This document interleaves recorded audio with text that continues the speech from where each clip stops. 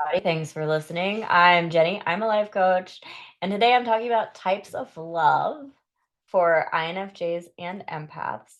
I really don't think we have enough names for love. I feel like we need hundreds of names, like Eskimos have so many names for snow. There's really too many kinds of love to just call it all love. But we know there's platonic love, there's familial love, there's self-love.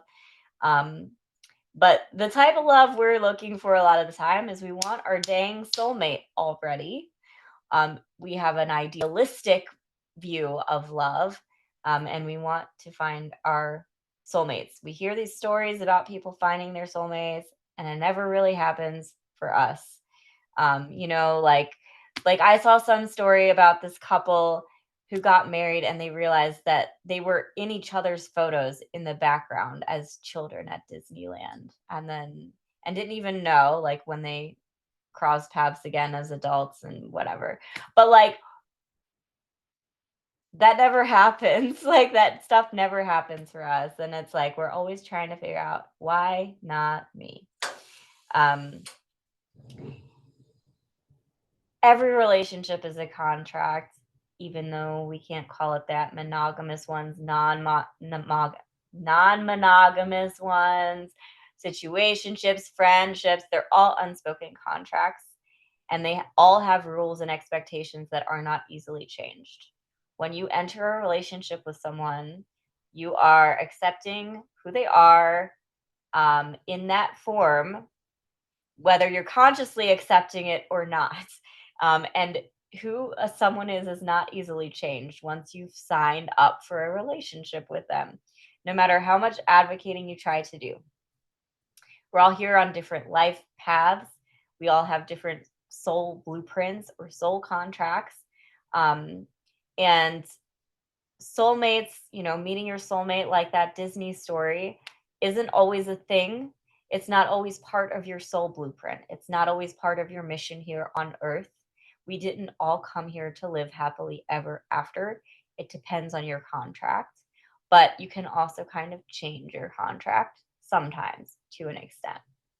Um, the thing about soulmates, I mean, I think a lot of you guys are going to agree with me. I have thought I found my soulmate multiple times, and then it never worked out, and they were not my soulmate and actually incredibly toxic or dishonest or whatever. So, what does that mean? Was that person a soulmate or were they not? I think there's an argument for both. If a soulmate is someone who feels like a soulmate, then we're very good at finding soulmates. It's keeping soulmates that is the problem. Um, really, what we're usually talking about in those situations is what some people would call a twin flame or a karmic partner. You are meant to connect with them. You are meant to be in a relationship with them.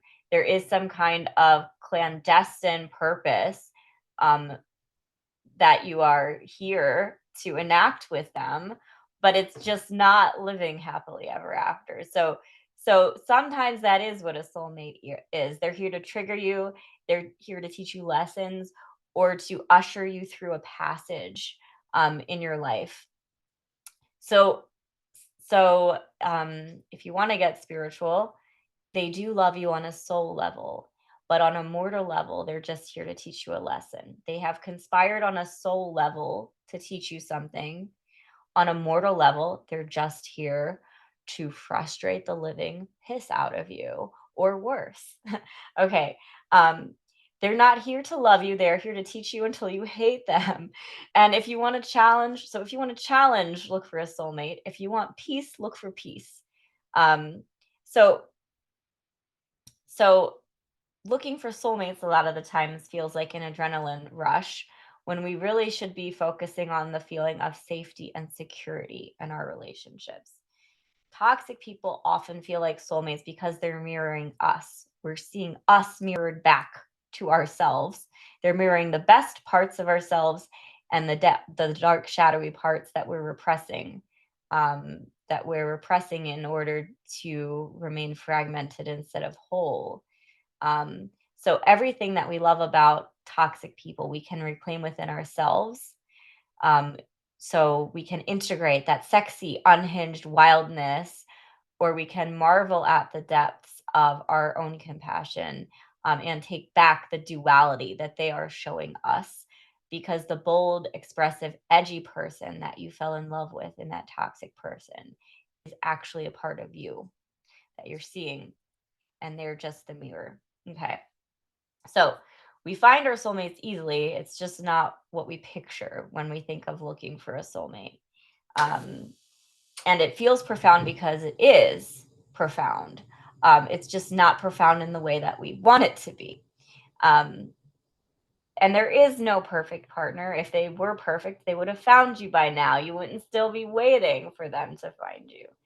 Um, so, so I think if you ask anyone, there's probably exceptions, I'm sure, but I think if you ask happily coupled people if their partner is perfect, they would tell you no, but they're never going to volunteer that information because they respect their partner too much to tell you that. So instead of finding a perfect partner, you have to find a consistent partner, a good natured person who is fully transparent, who apologizes when they're wrong, and who stays to work through conflict and who helps you grow. Relationships will be messy sometimes and imperfect sometimes, but there will always be trust and respect. And a committed partner accepts that and prioritizes the relationship even in the darkest times. Um, Love will not rescue you. It will not rescue you from your problems. It will not rescue you from your loneliness. It won't take away your uncomfortable feelings. It won't heal your wounds. Sometimes it will actually open them up or make them worse. So, releasing the idea of love as perfection is the first step of emotional maturity. We need a new model for love that looks like a choice instead of a feeling. Love is a choice, not a feeling. That feeling is your trauma getting activated. Okay. And if you look at your past relationships, you will start to see how this is true. The idea of being in love is kind of a modern lie. Love is a choice. It's a choice to respect, honor, and be dutiful to someone, even when it is not convenient, even when it sucks. Lust and desire are feelings that you can fall out of, but love is a choice that you do not fall out of. Um, Giving up on someone is a choice, not because you fell out of something. And so couples who have lifelong marriages always very often say the same things. There are long stretches in every committed relationship where it's stale, where it's stagnant, where it's boring, where it's unpleasant, where you're not getting along, but it's a choice to stay and a choice to figure out how to rekindle that relationship.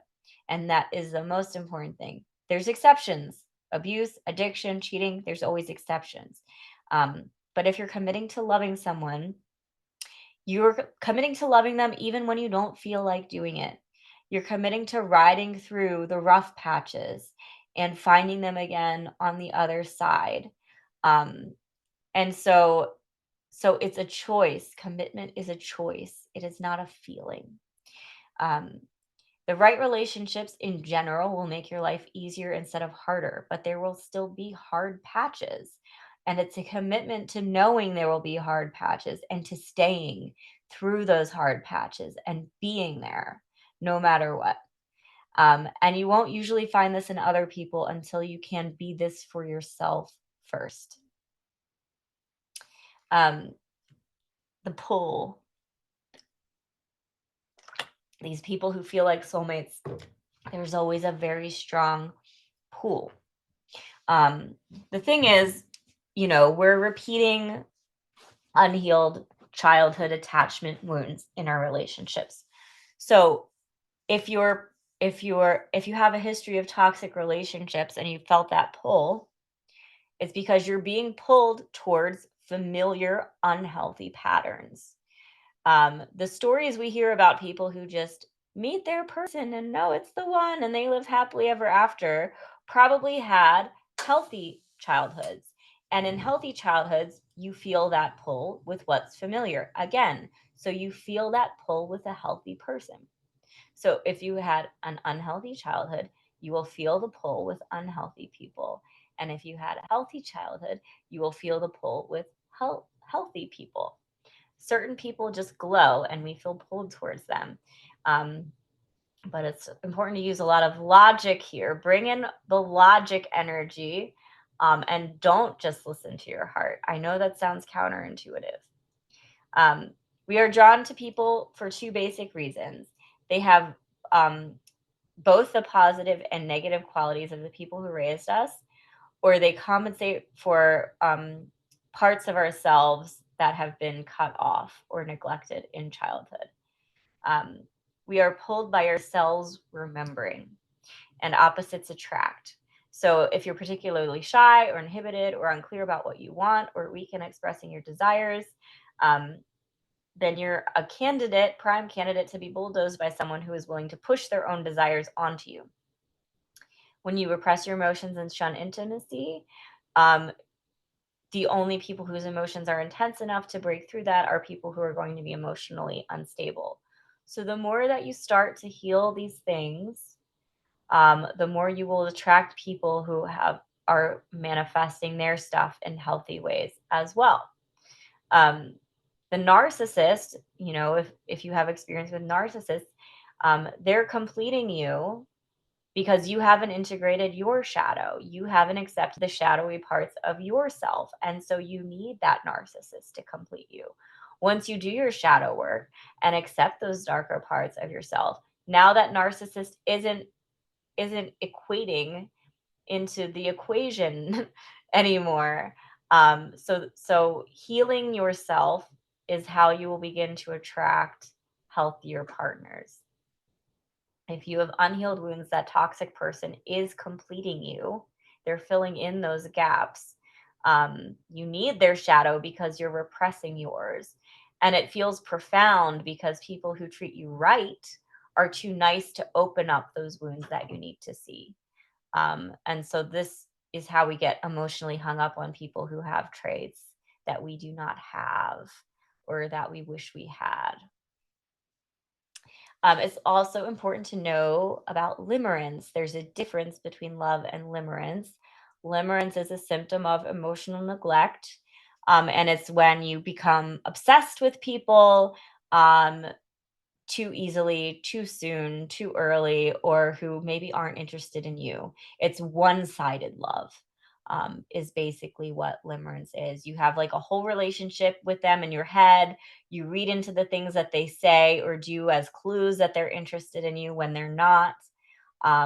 You have this hopeless, romantic hope, that one day they'll see you for who they are and fall in love, and instead of choosing people who are just interested in you naturally. Um, Narcissists love limerence. They don't shoot down people who are limerent on them, and normal people do. Having a habit of limerence makes you very vulnerable to people taking advantage of you. Um, if you're limerent on toxic people, it's going to make you very easy for them to take advantage of. Um, so a lot of people just don't know who they are, and when they find someone inspiring or who does know who they are, they really latch on. And limerent people do this. They put people on pedestals, and then those people look down. When you put someone on a pedestal, they look down on you. Um, the more available something is, the less that you want it. And so limerence comes from a lack of security within yourself. It looks like infatuation or obsession.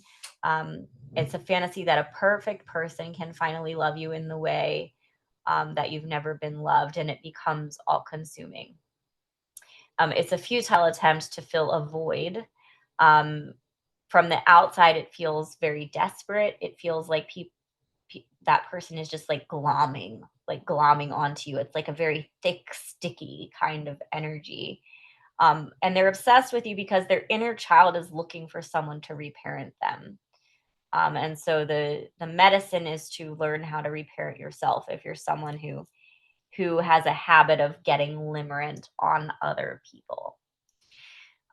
Chemistry is also often mistaken for love. This is just cortisol and adrenaline. It monopolizes our thoughts and free time. It's you know, it's when you can talk to someone for hours or hope that every call and text is them. You're constantly thinking about them. This happens even in healthy relationships, often in the first 12 to 28 months. So it's not necessarily a bad thing, but you need more in a healthy relationship than just chemistry. The people who you have the most chemistry with often are not people that you can build a life with, but it does help to also have chemistry in healthy relationships. And codependency is another kind of dysfunctional type of love. Um, Codependency looks like a struggle to maintain healthy and lasting relationships. It's an attempt to fix and rescue people. It's when you care more about other people's problems than they do. You try to rescue people as a way to gain approval. Um, to gain approval, it feels it brings you security to feel needed by that other person.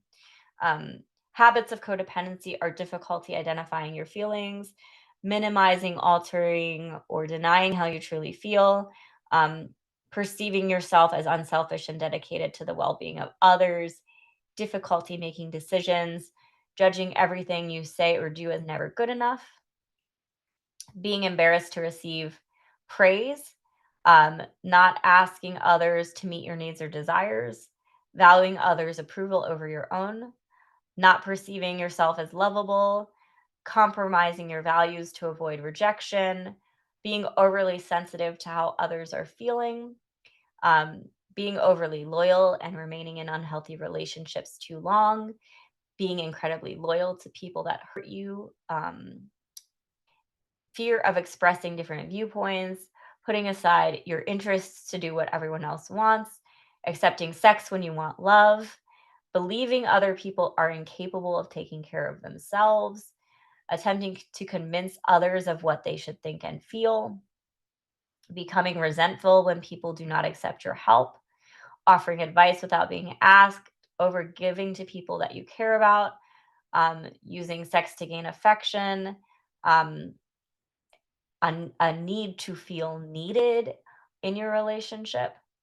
And we're going to keep going deeper into this, but when I first heard about codependency, it was my coach who told me about it. And there is a 12-step program for this called Codependence Anonymous. And the first time I went and they told me all these patterns, I went back to my coach and I said, my entire personality is a 12-step program. Um, but the good news is that once you know what the patterns are, you can start to rewire them. And I think if empaths are good at a lot of things, but one of the things we're good at is rewiring. A little bit goes a long way with us. So just awareness goes a long way with us here. Um, this can manifest in different ways. Um, it can manifest in anxious ways, it can manifest in avoidant ways. One of the ways this can manifest is in relationship addiction.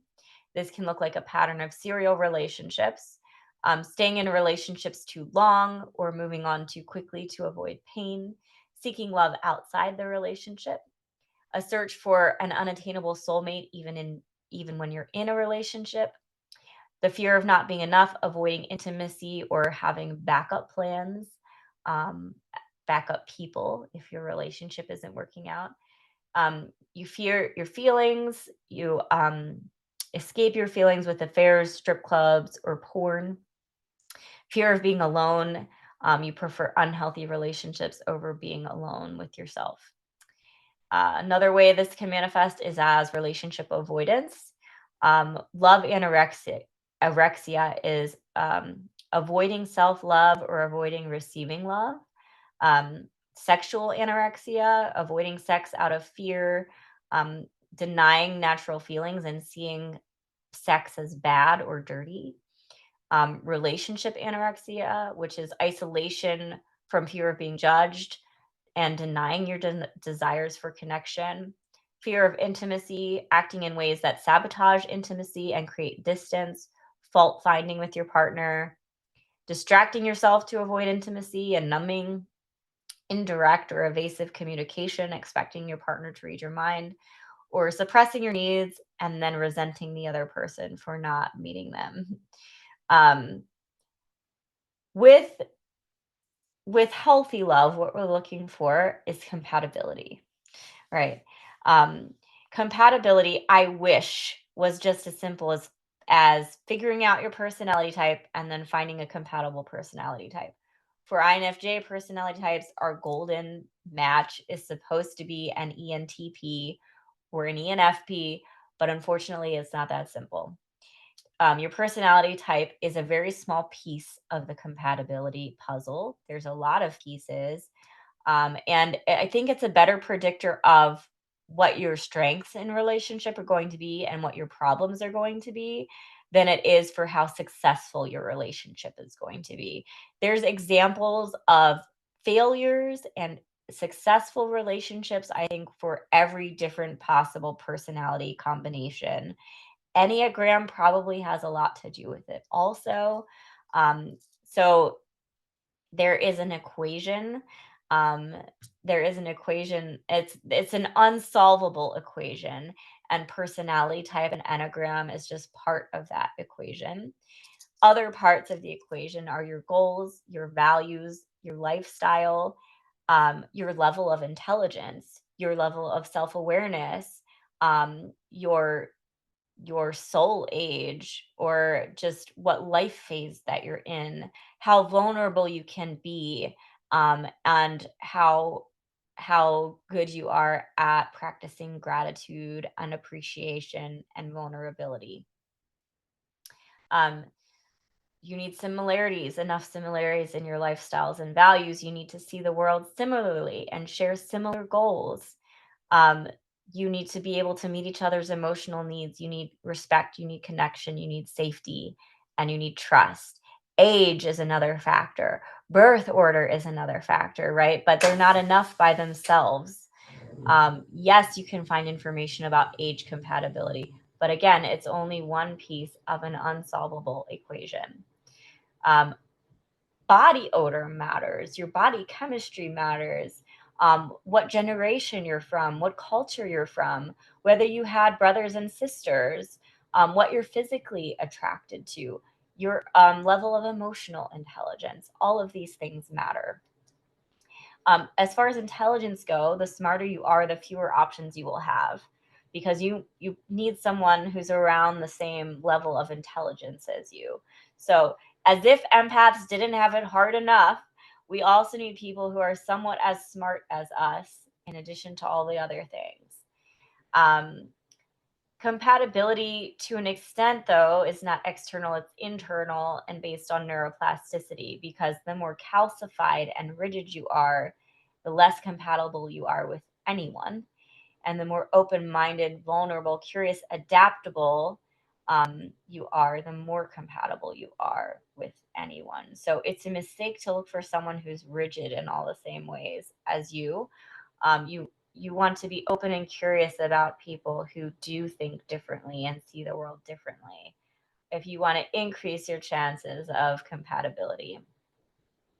Um, Growth oriented people, right? How growth oriented someone is. This also plays into compatibility. How self aware someone is also plays into compatibility. I think this might be the most important compatibility factor, is how self aware someone is, right? A very self aware personality type that's not typically compatible is probably going to be more compatible than a so called compatible personality type who is not very self aware. Um, if you so choose self-awareness, because a partner without it will subconsciously hold you responsible for their own insecurities, their own emotional triggers, and their own unmet childhood needs. If your partner can't regulate their own emotions, your emotions become irrelevant. So emotional intelligence is very important.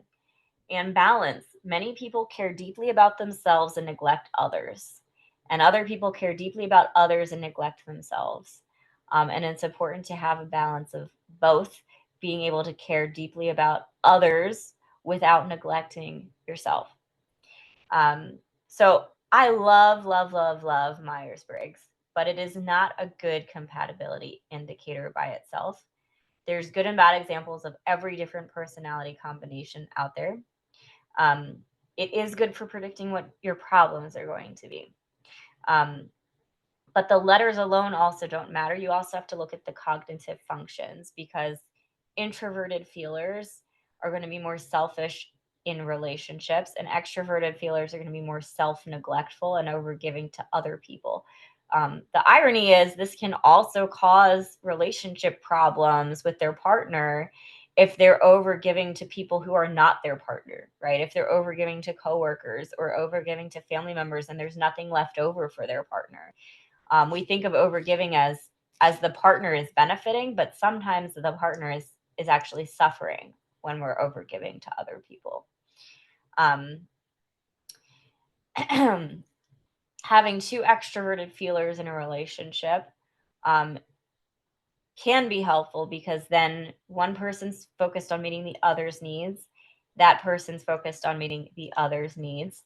And so that can help create balance, you know, if it's done in a healthy way and you're not overgiving to the wrong people. Having introverted feelers in relationship with each other can be helpful, because one person is focused on meeting their needs, the other person is focused on meeting their needs, and then everyone needs are getting met that way. But it can also, you know, both people can also end up being very selfish in this case. With an introverted feeler and an extroverted feeler together, sometimes this can lead to one person doing all the taking and one person doing all the giving. Not always. There's a lot of introverted feelers who have a lot of empathy. And if you want to know which type of feeler you are, you're just going to have to find your personality type and look it up. Extroverted feeler does not mean you're an extrovert necessarily. Introverted feeler does not mean you're an introvert necessarily. So these are things to look up. Um, Extroverted feelers like sharing their emotions with each other. They do not like people tampering with their ideas.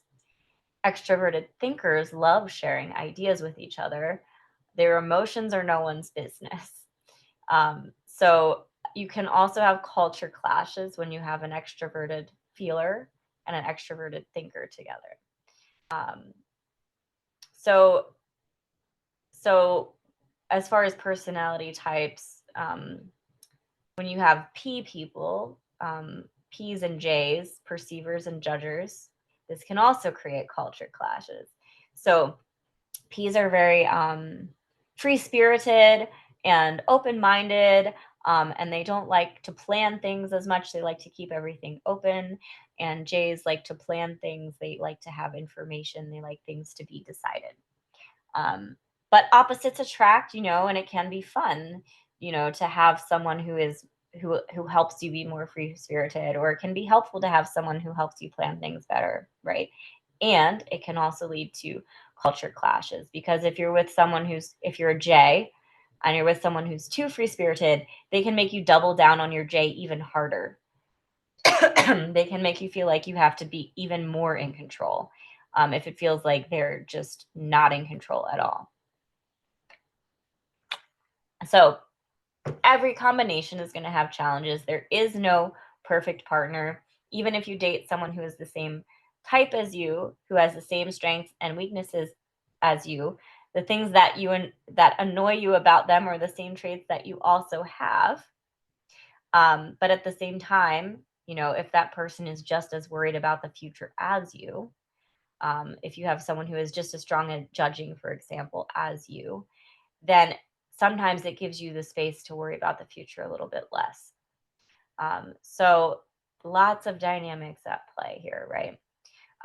There is a book called Gifts Differing about Myers-Briggs, and they did actually do studies on compatibility. And they found that the happiest couples seem to share at least 3 out of 4 preferences. But they didn't really look at cognitive functions. My longest relationship was with an ISTP, which is completely different letters than me, INFJ, But ISTPs have the same cognitive functions as INFJs. It's just in a different order. So if you're looking at personality type, it's not as simple as just looking at the letters. Hidden underneath a level underneath that is cognitive functions. Um, so according to this book and this study, it's common for thinking husbands to end up with feeling wives. Um, Feeling judgers are happiest with other feeling judgers, especially if you also share the E or I, especially if you share extroversion or introversion. The least important commonality for happiness is the P versus the J. The most important commonality for happiness is the N versus the S. So the most important commonality for happiness is introverts. I'm sorry. The most important commonality for happiness is intuitives with other intuitives and sensors with other sensors. Extroverts have the most in common with their partners. Extroverts more often have the same personality type as their partners, presumably because they meet more people and so are more likely to find a match. Introverts are less likely to partner with someone in common, especially other introverts, presumably as a result of their self isolation. They're just not finding other introverts because they're both introverting. Based on this, you would think that your best type would be the same personality as you. But I've dated other INFJs and it has not gone well for me. So, again, personality type is not the whole compatibility equation. There is no perfect personality type. Everyone has weaknesses. Um, every relationship is going to have its strengths and weaknesses. They need to at least believe in your gifts. They need to at least believe in your strengths. They don't need to see everything we see, but they need to believe that we see it. Um, and to find an emotionally available partner, we have to release the addiction to adrenaline, and to have the courage to stop holding potential over reality. Adult love is supposed to be conditional. Unconditional love does not mean unconditional acceptance. You are not supposed to unconditionally accept unhealthy, toxic behaviors from your partners. You need to give yourself more permission to walk away if a relationship is not serving you. And soulmates do not exist prematurely, they're created after you meet and you start co-creating a new life together. A soulmate is who you become. It is not who you start off as. So you cannot find a soulmate because they don't exist yet. They exist when you find someone who is willing to build with you and you both metamorphosize into each other's soulmates when you meet someone that you can co-create a life with. It's not you're changing to meet this person. It's not they're changing to meet you. It's you're both changing to meet somewhere new, a new reality. Um, a soulmate is who you become. And so your homework is to write down where you want to be challenged because we usually unconsciously pick relationships for the place that we are challenging ourselves. And you need to be challenged somewhere. Your soul needs to be challenged somewhere. So write down where you want to be challenged. If it's your relationship, fine. But I have a feeling there's somewhere else you'd rather be challenged instead. So think about where you do want to challenge yourself and think about where you do not want to challenge yourself anymore.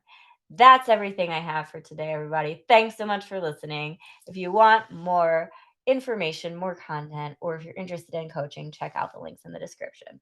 Thanks so much.